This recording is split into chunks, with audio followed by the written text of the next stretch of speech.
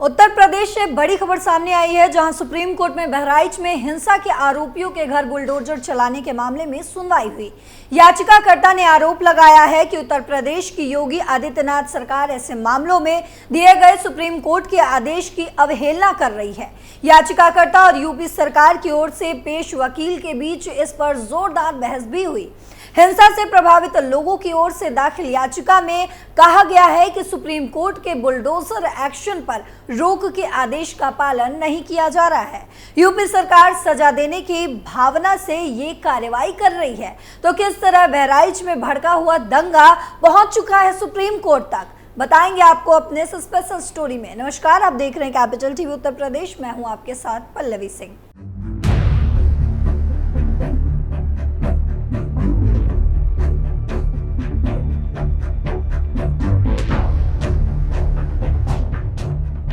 Supreme court ने करीब एक महीने पहले उत्तर प्रदेश समेत विभिन्न राज्यों में बुलडोजर से अपराध के आरोपियों के घर गिराने के मामले पर सुनवाई शुरू की थी।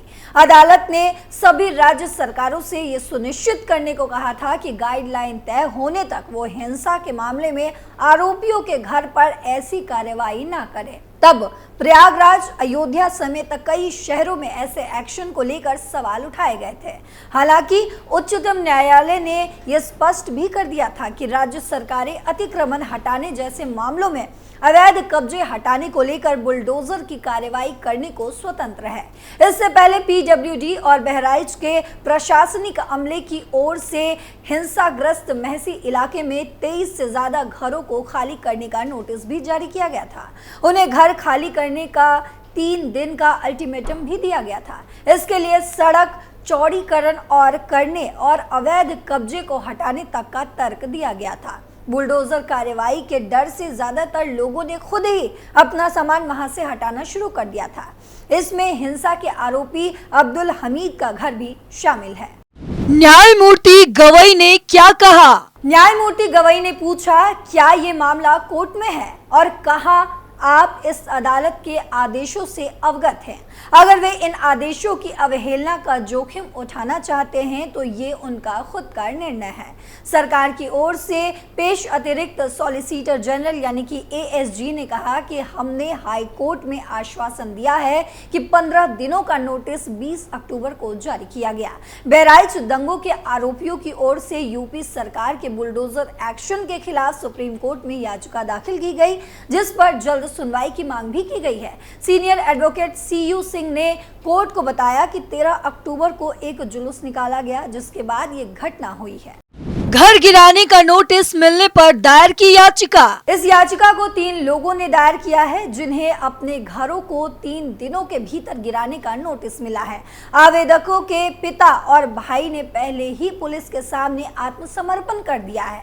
सिंह ने इसे अदालत के आदेशों का स्पष्ट उल्लंघन बताते हुए कहा कि पीडब्ल्यूडी ने 3 दिनों में ध्वस्तीकरण का नोटिस जारी किया है, जबकि हम इस मामले को तत्काल सुनवाई के लिए लाने की कोशिश कर रहे हैं।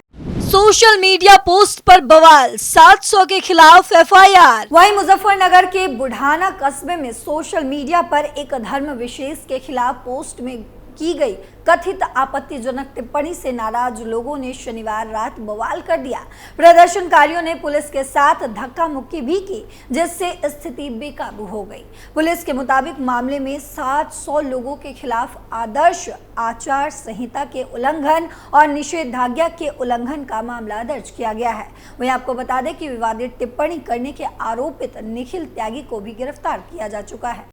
मामले की सुनवाई तक कार्रवाई पर रोक। याचिकाकर्ताओं के वकील ने तर्क दिया कि उनके मुवक्किल को सुरक्षा प्रदान की जानी चाहिए, क्योंकि एक घर 10 साल पुराना है और दूसरा 70 साल पुराना है। न्यायमूर्ति गवई ने कहा कि सरकारी रिपोर्ट के अनुसार घर सड़क से 30 किलोमीटर दूर स्थित है। कोर्ट ने आदेश दिया कि मामले की सुनवाई कल होगी और तब तक कोई भी कार्रवाई नहीं की जाएगी। सुप्रीम कोर्ट ने यूपी सरकार को कल तक किसी भी तरह की कार्रवाई न करने का आदेश जारी किया है और अब इस मामले की सुनवाई बुधवार को यानी आज की जाएगी। आपको बता दें कि बहराइच के थाना हरदी क्षेत्र के रेहुआ मंसूर गांव निवासी रामगोपाल मिश्रा 13 अक्टूबर के शाम करीब 6 बजे दुर्गा प्रतिमा विसर्जन के लिए निकले जुलूस में शामिल थे।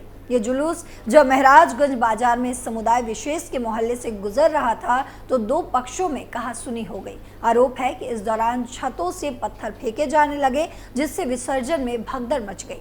इस बीच रामगोपाल को एक घर की छत पर गोली मार दी गई, जिससे उसकी मौत हो गई।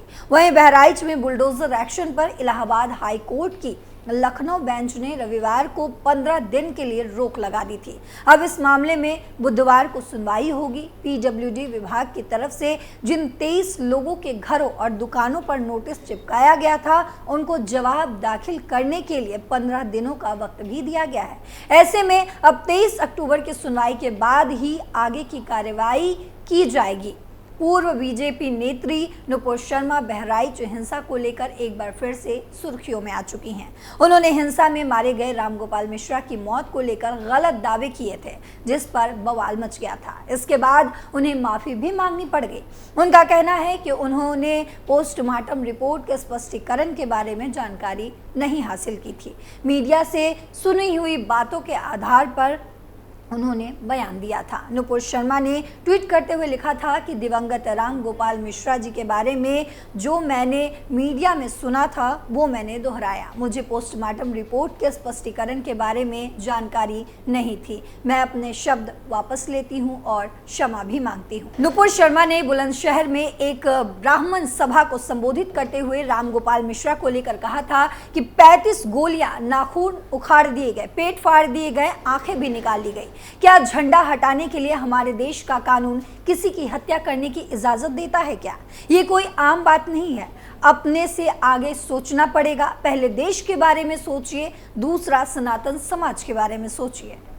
नुपुर शर्मा ने कहा रामगोपाल मिश्रा की हत्या क्रूर थी। उन्होंने कहा कि बटेंगे तो कटेंगे, हम मच्छर नहीं हैं कि हमें कुचला जाए। अपने समाज के लिए क्या कर सकते हैं ये पहले सोचना शुरू कर दीजिए। मेरा कष्ट देश, समाज और धर्म से बड़ा नहीं है, लेकिन जब तक जीवित हूं तब तक याद दिलाती रहूंगी कि हमने उस समय आवाज उठा ली होती तो आज परेशानी मेरे घर नहीं आती। इसको सोचिएगा। नुपुर शर्मा जिस समय मंच पर भाषण दे रही थी, उस समय हिमाचल प्रदेश के राज्यपाल शिव प्रताप शुक्ल और राजस्थान के पूर्व राज्यपाल कलराज मिश्रा भी वहां उपस्थित थे। नुपुर शर्मा ने कहा कि रामगोपाल मिश्रा की एक क्रूर हत्या की गई थी, लेकिन यूपी सरकार ने सभी कदम उठाए हैं। उन्होंने पहले भी कहा था कि वे इसे फिर से कहती हैं कि हिंदू जीवन मायने रखता है। आप कानून को अपने हाथ में नहीं ले सकते। बहराइच कांड के आरोपियों की तस्वीर आई सामने। बहराइच में हुई हिंसा के आरोपियों की तस्वीर भी सामने आ चुकी है। अब्दुल हमीद वो है जो हिंसा का मास्टरमाइंड बताया गया है। अब्दुल हमीद की लाइसेंसी बंदूक से ही रामगोपाल मिश्रा को गोली मारी गई थी। हमीद पकड़ा जा चुका है। वहीं अगला जो है वो अब्दुल हमीद के बेटे सरफराज उर्फ रिंकू है। इस पर आरोप है कि इसी ने पिता की बंदूक से गोली चलाई थी, जिसकी वजह से रामगोपाल मिश्रा की मौत हुई है। पुलिस एनकाउंटर में सरफराज के पैर में गोली लगी थी, उसे भी गिरफ्तार किया जा चुका है। वहीं एनकाउंटर के बाद पकड़ा गया तालिब उर्फ सबलू अब्दुल हामदी का बेटा है। एनकाउंटर में उसके पैर में भी गोली लगी थी। उपरोक्त तीनों आरोपियों को न्यायिक हिरासत में जेल भेजा जा चुका है, जबकि चौथी जो तस्वीर हम आपको दिखा रहे वो हत्याकांड के तीसरे नामजद आरोपी फहीम की है, जिसे पुलिस ने बीते गुरुवार को 4 अन्य आरोपियों के साथ गिरफ्तार किया था।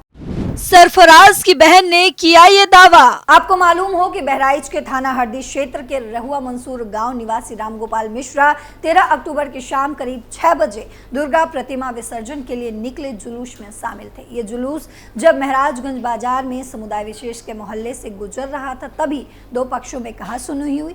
आरोप है कि इसी दौरान छतों से पत्थर भी फेंके जाने लगे, जिससे विसर्जन में भगदड़ मची, जो मैंने आपको पहले भी बताया।